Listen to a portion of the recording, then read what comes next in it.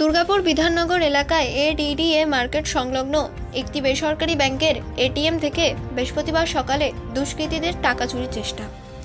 ঘটনায় ব্যাপক চাঞ্চল্য ছড়ায় এলাকায়। তবে ওই এটিএমের এক সহকর্মী, পুলিশ প্রশাসন ও স্থানীয় লোকেদের তৎপরতায় ধরা পড়ে যায় দুই দুষ্কৃতী। স্থানীয় সূত্র থেকে জানানো যায়, বৃহস্পতিবার সকাল 11টা নাগাদ দুই ব্যক্তি বাইকে করে এসেছে বেসরকারি ব্যাংকের এটিএমের ভেতর ঢোকে। সেই সময় বাইরে থাকা এক সাফাই কর্মী নজরে আছে। এটিএম মেশিনের দুই ব্যক্তি কিছু করার চেষ্টা করছে। এই দেখে সাফাই কর্মী চিৎকার শুরু করে। বেগতি বুঝে দুই ব্যক্তি এটিএম থেকে বেরিয়ে পালিয়ে যাওয়ার চেষ্টা করে। তবে ঘটনাস্থলে এক নজরে ধরে ফেলা হয়। আর সামনেই বিধাননগর পুলিশ ফাঁড়ি থেকে পুলিশের লোকেরা পৌঁছে যায় ঘটনাস্থলে। পরে আরেকজনকেও ধরে ফেলে স্থানীয় লোকেরা। দুজনে তুলে দেওয়া হয় পুলিশের হাতে। তবে পুলিশ প্রাথমিক অনুযায়ী দুষ্কৃতী ভিন্ন রাজ্যের বাসিন্দা।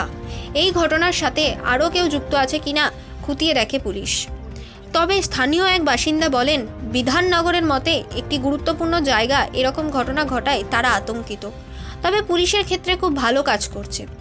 পুলিশের নজরদারি আরও বাড়ানোর প্রয়োজন রয়েছে। এছাড়া পুলিশ সূত্র থেকে জানানো যায়, এই ঘটনায় এটিএম থেকে কোনো টাকা বার করতে পারেনি দুষ্কৃতীরা। ঘটনা অ্যাকচুয়ালি ঘটেছে, আমি হাউসকিপিং করতে আসছিলাম এখানে পরিষ্কারের জন্য। কোন জায়গায় এটা হচ্ছে ডিডি মার্কেট। হ্যাঁ, ডিডি মার্কেট। আর আমি পরিষ্কার করতে আসার সময় দেখি দুটো চোর ভিতরে ঢুকেছিল। আমি তাদেরকে বলি যে কি করছেন আপনারা এখানে, মেশিনটাকে নিয়ে টানাটানি কী করছেন। তো একজন দৌড়ে পালিয়ে যায় আমাকে ধাক্কা দিয়ে, আর একজনকে আমি ধরি। তারপরে ঘটনাটা বুঝতে পারলো এরা চোর। এরা মেশিনটা কিছু একটা লাগিয়েছিল, সেটা আমি দেখলাম, আবার সেটাকে ছাড়ালাম। তারপরে একজনকে ধরে তারপরে পুলিশকে ফোন করা হয়। তারপরে ওরা পুলিশরা ওকে ধরে নিয়ে যায়। এখন তো পুলিশ জানতে পারবে সেটা কোথাকার। ওরা কটার সময় ঘটনাটা ঘটে আপনার 10:30টায়। 10:30 করতে বলে কিছু থাকে না, বাট এখানে শুধু হাউসকিপিংয়ের জন্য আমি আছি, শুধু পরিষ্কারের জন্য।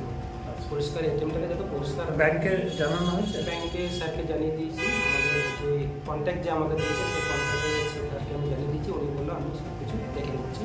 আমি জানিয়ে দিয়েছি কন্ট্রোল রুমে যেখানে, সেখানে জানিয়ে দিয়েছি। টাকা পয়সা কিছু বার করতে পারিনি এখানে, টাকা পয়সা বার করতে পারিনি।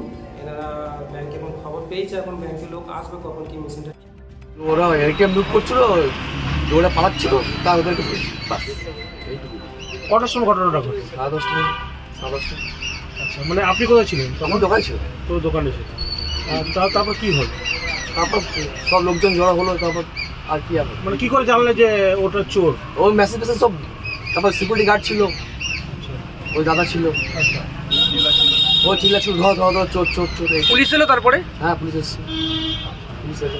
আপনি ধরলেন? হ্যাঁ, আমি তো দোকানে ছিলাম ওই স্পটে। আচ্ছা, ও এইদিকে ঢুকেছিল, এইদিকে পেরিয়ে যাচ্ছে। পাশে আছে, ধরুন তারা দেখছে, ঘর থেকেই দেখছে চুরি হচ্ছে। এর থেকে বড় আর আতঙ্কিত কি হতে পারে? আর বিধাননগরের মতো জায়গায় এরকম ঘটনা হয়, এটা আমাদের জন্য একটা দুর্ভাগ্য। মানে এটা আর কিছুই বলার নেই যে আমাদের কোথায় আমরা গিয়ে পৌঁছাবো। সমস্ত ব্যাপার আমি তো ঘর থেকেই আওয়াজটা শুনে এলাম। সঙ্গে সঙ্গে ধরাও পড়লো, এটা কেমন? এটা তো সব থেকে আরো বেশি আশ্চর্যজনক। এটা একদম, এটা আমাদের তৎপর ছিল সব, একদম যে সচেতন। বিধাননগরে সব এখানে জনগণ যারা ছিল, প্লাস প্রশাসন, প্লাস আমাদের আজকে মার্কেট, আজকে এডিডিএ মার্কেট, এটা আজকে মার্কেটের দিন এরকম একটা ঘটনা যায়, ওই জন্য হয়তো সঙ্গে সঙ্গে এটা ধরা পড়েছে। আর এটার জন্য আরও আমরা থ্যাংক ইউ, সবাইকে ধন্যবাদ দেবো যারা এর সঙ্গে জড়িত আছে, প্রশাসন ও আপনারা যে যারা ছিল সবাইকে ধন্যবাদ আমরা।